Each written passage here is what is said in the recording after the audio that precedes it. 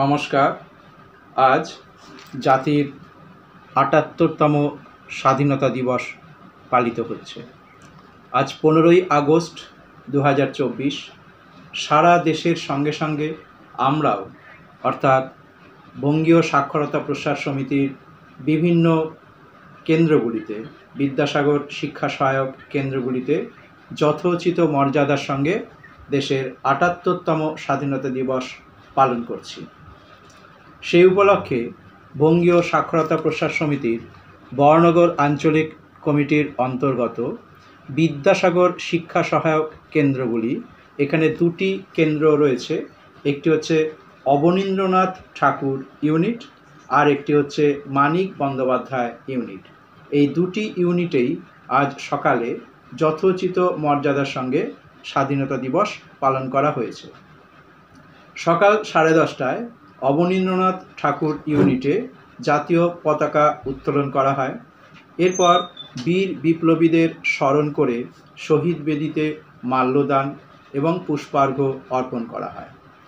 পরবর্তী সময় 11:30টার সময় আমরা মানিক বন্দ্যোপাধ্যায় ইউনিটের পক্ষ থেকেও জাতীয় পতাকা উত্তোলন করা হয়, পুষ্পার্ঘ্য নিবেদন করা হয়, বীর বিপ্লবীদের স্মরণ করা হয়।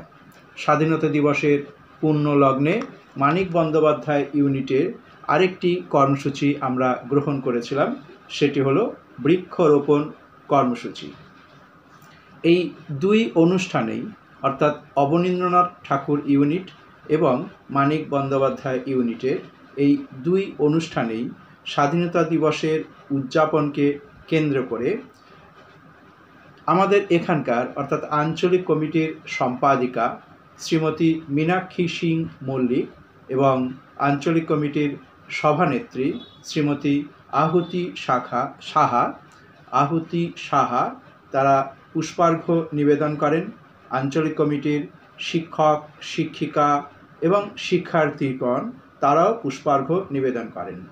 এই উপলক্ষে শিক্ষার্থীদের কাছে আজকের দিনের গুরুত্ব কী, আজকে সারা ভারতবর্ষের আমাদের স্বাধীনতা দিবস, কেন এই স্বাধীনতা দিবস আমাদের পালন করা উচিত, বা আজকে জাতির সামনে যে নানান রকম সংকট রয়েছে, সেই সংকট থেকে আমরা কিভাবে এড়িয়ে যেতে পারি, সেই সংকটকে পাশ করে উত্তরণ ঘটাতে পারি, আমাদের জাতির সামনে ভালো দিনকে নিয়ে আসতে পারি, সেই প্রসঙ্গেও কিছু আলোচনা করা হয়।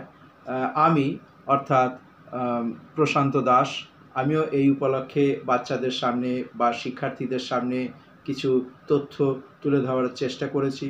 অন্যান্য নেতৃত্ব এই সম্পর্কে আলোচনা করেছেন।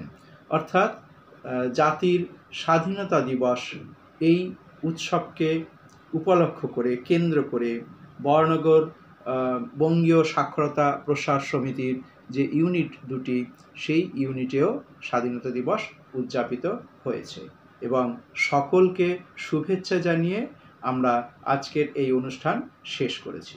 ধন্যবাদ, নমস্কার।